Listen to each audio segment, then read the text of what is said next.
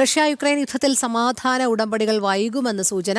Ukraine പിടിച്ചെടുത്ത Donbas നഗരം വിട്ടു നൽകില്ലെന്ന് യുക്രൈൻ പ്രസിഡന്റ് വ്ളാഡിമിർ സെലൻസ്കി. പാരീസിൽ ഇമ്മാനുവൽ മാക്രോണും ബ്രിട്ടൻ, പോളണ്ട്, ജർമ്മനി, ഇറ്റലി തുടങ്ങിയ രാജ്യങ്ങളുടെ നേതാക്കളുമായി കൂടിക്കാഴ്ച നടത്തിയതിനു ശേഷമാണ് സെലൻസ്കി നിലപാട് വ്യക്തമാക്കിയത്. ഐസൺ ജോസ് ചേരുന്നു. ഐസൺ, ഈ നിലപാട് മറ്റൊരു സംഘർഷത്തിലേക്ക് നയിക്കാനുള്ള സാഹചര്യമുണ്ടോ? രോഹിണി, തീർച്ചയായും ഈ പ്രശ്നം, അതായത് യുക്രൈൻ യുദ്ധം എന്താണെന്ന് പരിശോധിക്കുമ്പോഴാണ് ഇതിന് കൃത്യമായ ഉത്തരം നമുക്ക് ലഭിക്കുക. ഡൊണസ്കിൻ്റെയും ലുഹാൻസ്കിൻ്റെയും ഒരു മേഖല, ലുഹാൻസിൻ്റെയും ഡൊണസ്ക് മേഖലകളിലെ റഷ്യൻ അനുകൂല നിലപാട് സ്വീകരിക്കുന്ന റഷ്യൻ എത്നിക് കമ്മ്യൂണിറ്റിയുള്ള പ്രദേശങ്ങളാണ്. ഇത് ഉൾപ്പെടുന്നതാണ് ഈ ഡോൺബാസ് മേഖല എന്ന് പറയുന്നത്.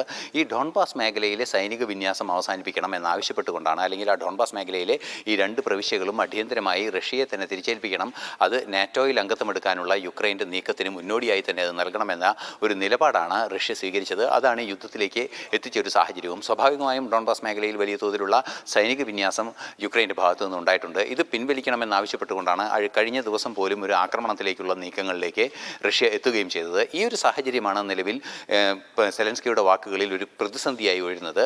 ഇത്തരത്തിൽ കാലങ്ങളായുള്ള അവർ കൈവശം വെച്ചിരിക്കുന്ന ഭൂമി വിട്ടുകൊടുക്കുന്നത് അത്ര എളുപ്പമുള്ള കാര്യമല്ല എന്ന് തന്നെ സെലൻസ്കി വ്യാഖ്യാനിക്കുകയും ചെയ്തു. ഇത് തന്നെയാണ് ഒരു സങ്കീർണാവസ്ഥയിലേക്ക് കാര്യങ്ങൾ കൊണ്ടുപോകും എന്ന് സംശയിക്കുന്ന ഒരു സാഹചര്യത്തിൽ എത്തുന്നതും ഈ സംഘർഷം നീണ്ടുപോകാനുള്ള സാധ്യതയിലേക്ക് വിരൽ ചൂണ്ടുന്നതും.